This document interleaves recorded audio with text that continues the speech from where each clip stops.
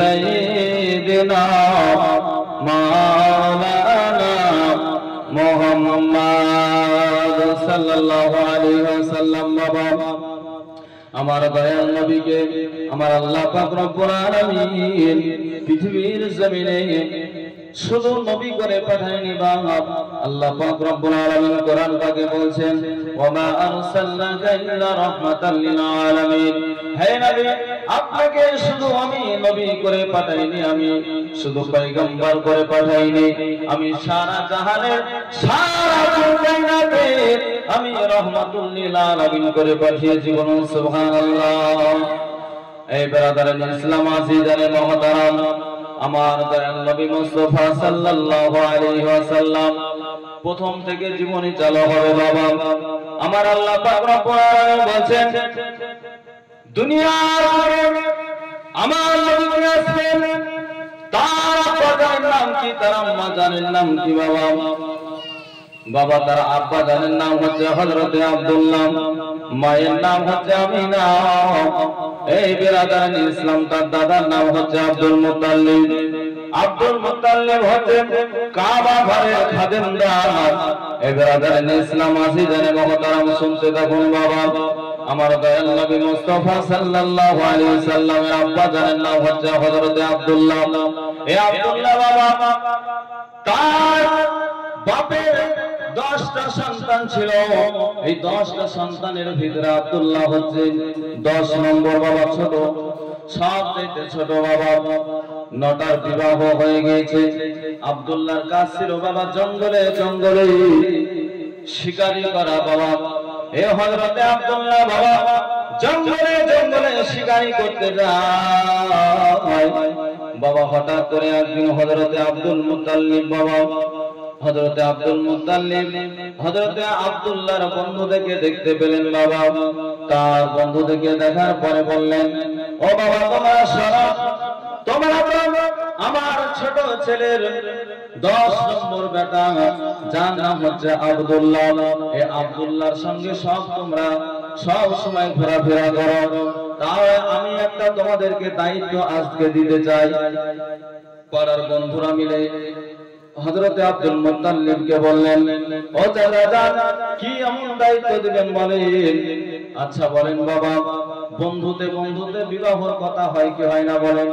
বন্ধুতে বন্ধুতে হয় কিন্তু কোন সন্তান পিতামাতাকে লজ্জার খাতিরে বলতে পারে না বিবাহ করব কিংবা বিবাহ হয়ে গেছে বাবা অন্য ছেলেদেরকে হোক কিংবা আশেপাশের বাড়ির মানুষকে দিয়ে হোক বাবা খবরটা পৌঁছে দেয় তো বাবা হযরতে আব্দুল মুত্তালিব আব্দুল্লাহর বন্ধুদেরকে দেখার পরে ডেকে বললেন বাবা তোমরা শোনো তোমাদের বন্ধুর নাম হচ্ছে হযরতে আব্দুল্লাহ তার বর্তমান বয়স হচ্ছে 24 বছর সে তার যে বিবাহ দিব সে তো বিবাহ করতে চাই না সে বিবাহ করবে কি করবে না এটা তোমাদেরকে আমি দায়িত্ব দিচ্ছি তোমরা তোমাদের বন্ধুকে একবার জিজ্ঞাসা করো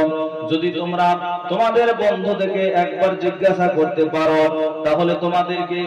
আজ থেকে বাবা 1450 বছর আগে বললেন 10 টাকা করে দেব আর 5 কেজি করে বাবা খেজুর দেওয়া হবে বলুন সুবহানাল্লাহ। ও আল্লাহর বন্ধুরা তোমরা চলে যাও তোমার বন্ধুকে জিজ্ঞাসা করো সে বিবাহ করবে কিনা বাবা এবার বাবা হযরতে আব্দুল্লাহর কাছে তার বন্ধুরা গেলেন হযরতে আব্দুল্লাহর কাছে যাওয়ার পরে তার বন্ধুগুলা এক জায়গায় ডাকলেন হযরতে আব্দুল্লাহকে ডেকে বললেন ও বন্ধুগণ আমাদের সবারই বিবাহ হয়ে গেছে কিন্তু তোমার তো 24টা বছর হয়ে গেল তুমি কবে বিবাহ করবে তুমি একবার বলো হযরতে আব্দুল্লাহ বলছেন ও বন্ধু তোমাদেরকে কি বলবো বলো বাপের কাছে বলতে পারি না মায়ের কাছে বলতে পারি না আমার তো বিবাহ হয়ে গেছে আমার বিবাহ করার কোনো দরকার নাই কিন্তু মায়ের কাছে বাবার কাছে তো আমি এই কথা আমি বলতে পারি না বিবাহ হয়ে গেছে তো তোমার আব্বা যে বললো যে তোমার বিবাহের জন্য কথা বলতে তো বলছে আমার যে বিবাহ হয়েছে আমার আব্বাও জানে না আমার মাও জানে না আমার আব্বাও জানে না আমার মাও জানে না তাহলে তার বন্ধুরা চিন্তা করছে যে তোমার আব্বা বলল যে তোমার বিবাহের খবর যদি তোমার আব্বাকে দিই তাহলে আমাদেরকে 5 কেজি করে খেজুর দিবে, আবার 10 টাকা করে টাকা দিবে। তাহলে তুমি যখন বিবাহ করে ফেলেছো তাহলে তার পাওয়া যাবে না, তাহলে তার পাওয়া যাবে না। তো তাদের মনটা খারাপ হয়ে গেল। বন্ধুরা তাও জিজ্ঞাসা করলেন যে ভাই বিবাহটা করেছো কোথায়? তো বললো আমার বিবাহ হয়েছে আসমানে। বলুন সুবহানাল্লাহ। আমার বিবাহ হয়েছে আসমানে, আর আমার শ্বশুর বাড়ি হচ্ছে সোনার মদিনাতে। বলুন সুবহানাল্লাহ। আমার শ্বশুরের নাম হচ্ছে আব্দুল ওহাব জোহরি। হ্যাঁ, তো তিনারা মন খারাপ করে হযরত আব্দুল মুত্তালিবের কাছে চলে গেলেন। আমাদের বন্ধু হযরত আব্দুল্লাহর কাছে গিয়েছিলাম